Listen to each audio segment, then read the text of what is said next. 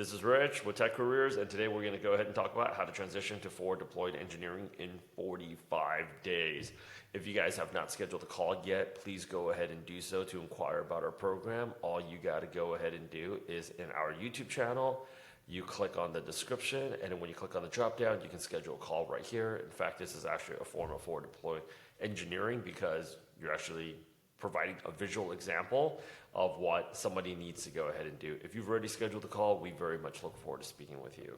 For starters, before I go ahead and break down the steps and what you have to do to make this transition happen for yourself, let's go ahead and actually take a look at this. The demand for this role is so high. It's surged up. If you take a look at this, it really hit this critical surge. There has been a 700% to 1,000% increase for the role of forward deployed engineering globally. Right now, Microsoft is spending about $2.5 billion to solve this problem, and I think they are getting ready to hire 6,000 engineers. OpenAI is getting ready to spend about $4 billion to solve this problem of forward deployed engineering. Look at these surges, champs.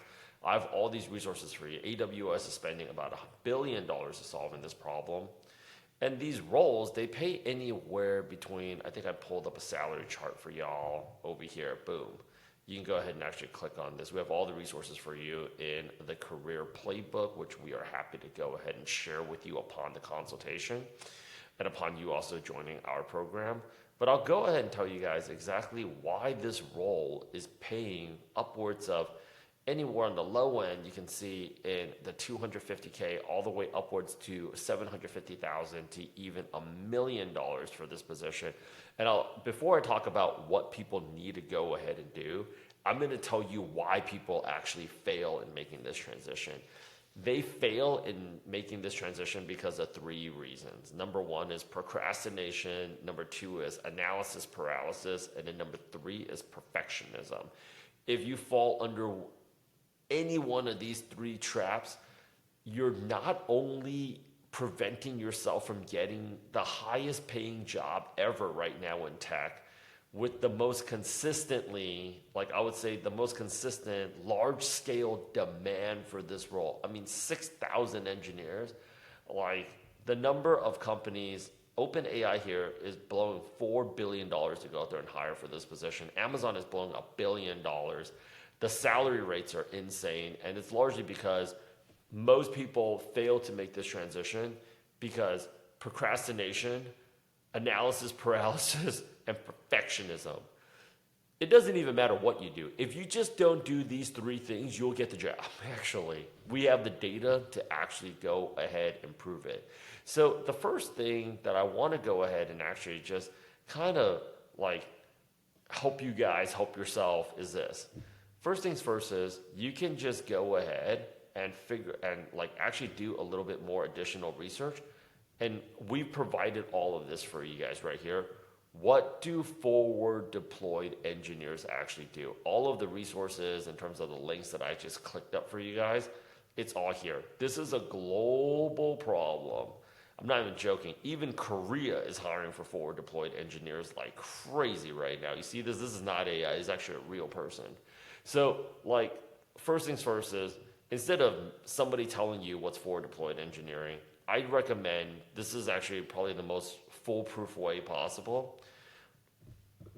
Go ahead and just go to our channel here and just watch all the shorts and hear as many, and it's funny, this person here is asking a question because in these sessions they always do a Q&A. Just hear what people are asking, like, what do they do, what do they do? And then you can just hear from the people that are running forward deployed engineering teams at OpenAI and at the top level tech companies, what do they do? This is all you need to go ahead and do. I would say spend 30 minutes just immersing yourself in this. You don't have to just utilize our channel, but there's other channels out there, and just watching. And instead of trying to like analyze everything, just tell yourself this: okay, I'm gonna spend an hour, maybe 30 minutes a day for the first 3 or 4 days, and I'm just gonna go out there and just really try to understand. That's the first thing you can do, which I think is honestly easy, right? You just gotta watch a bunch of shit. The next thing here is there are two other adjacent roles: forward deployed engineering, forward deployed product management, and then also called the deployment specialist. You don't need to be technical. The need on the industry side is bigger on the non-technical side, which is actually being able to do two things. Help identify opportunities to save time and identify opportunities to generate revenue. In the long run, it's actually easier and faster to be able to train up a non-technical person to be able to to learn how to build than it is for an engineer to identify opportunities to save time and generate revenue. I know just saying that I'm going to piss off some people, but understanding the people that you're going to be working with and also understanding the different opportunities, because it's not just for deployed engineering, it's also for deployed product management, it's also a deployment strategist. We also made a very clear video for you guys here if you guys want to dig into it some more. Now you know at a top level, this is why companies are paying so much for this role. This is the problem that is being solved. And I'm telling you, people are asking people this too, you don't need to be technical. And they're like, no, you don't need to be you need to have some technical background, but you don't need to be extremely technical. And once you basically gotten that done, right, the next thing that you need to do is you can go out there and study this some more. But I would also recommend is now you just start learning some of the skills.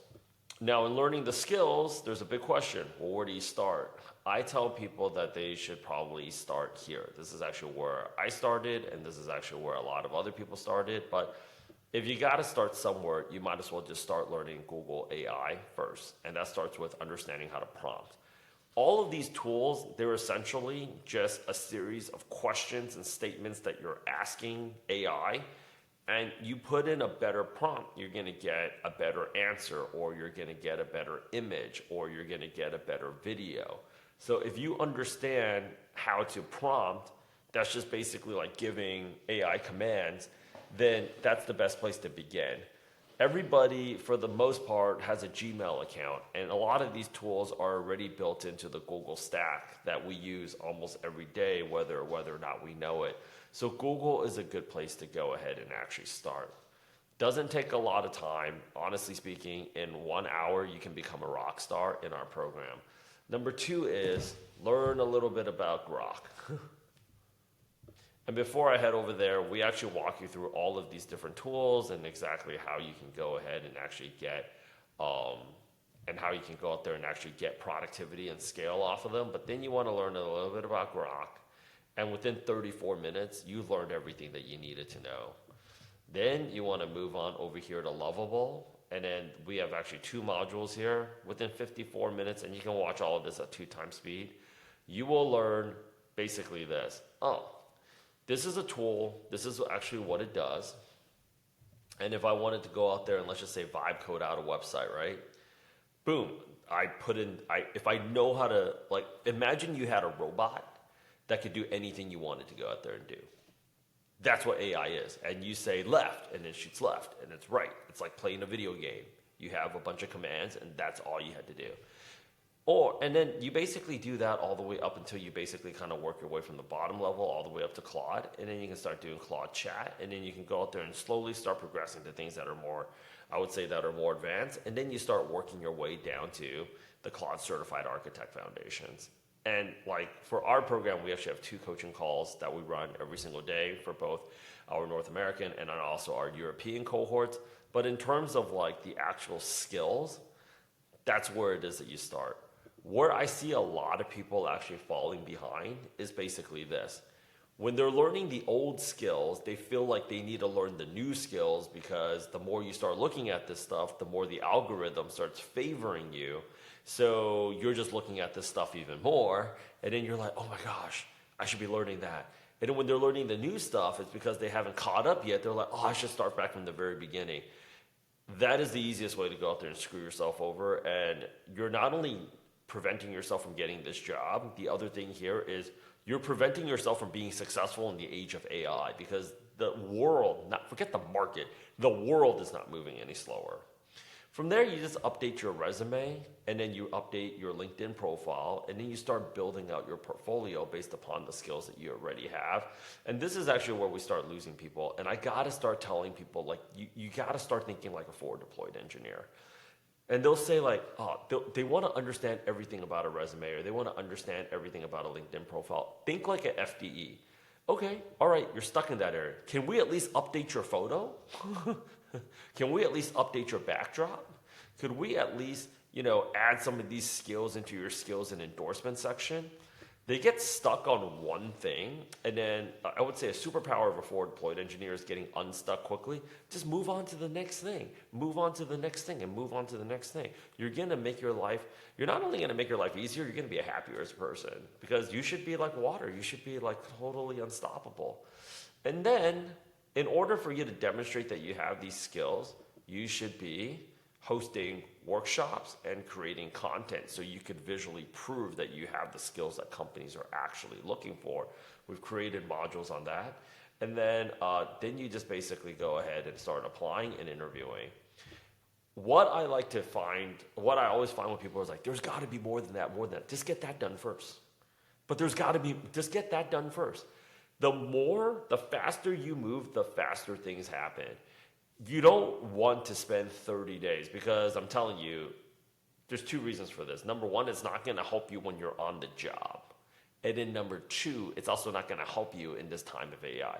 If you are going to work in the white collar space, I don't care if you are working in investment banking, lawyer, management consultant, accountant. This thing called AI is affecting everybody, everywhere, all at once. And you got to understand that how you're feeling right now is exactly how companies and businesses feel too, because the market is just moving so fast. So if you think there is some sector that magically isn't feeling the way that you are feeling right now, with 100% sincerity, you are not being realistic with what's going on in the market. Nothing is going to get slowed down. If anything, it's only going to get sped up. So first things first is spend the next 2 to 3 days just watching a bunch of clips, and then boom, you may not think, just get that done. You can only do so much. This is actually why a lot of people, especially in America, they fail to go ahead and get the body that they want at the beginning of the year, because they're like, I'm going to go hard. I bought all these new clothes. I bought a new pair of sneakers. I got a gym membership, a trainer. And then before you know it, I find them having like 2 slices of pizza at Costco.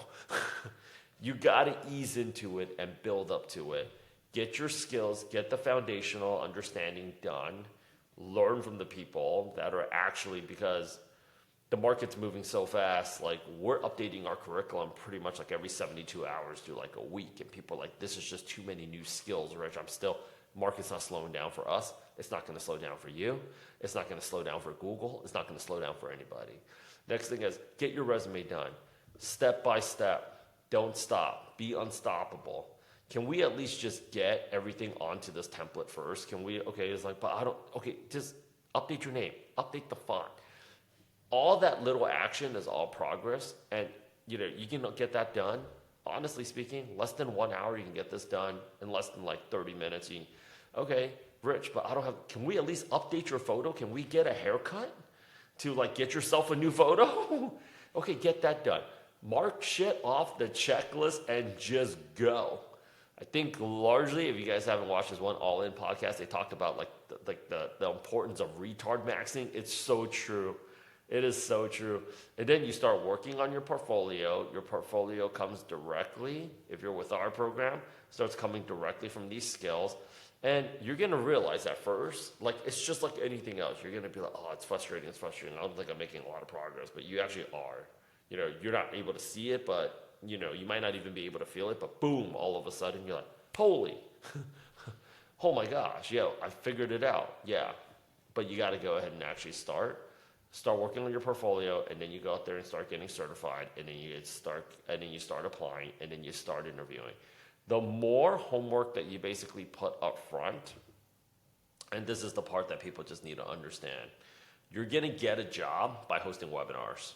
You could see this lady here that hosted how to secure multiple AI product manager offers by hosting hackathons. She hosted a hackathon day 1, day 2, day 3, and day 4, and you see this gentleman here is like, yeah, he actually coded up an entire website. Can you go out there and actually drive adoption? You have to show it for companies to know that you actually can deliver versus like most people's fluffing up on their resume. My name is Richard. If you haven't scheduled a call yet, please go ahead and do so and get this resource. And let's go out there and cook. Market's moving.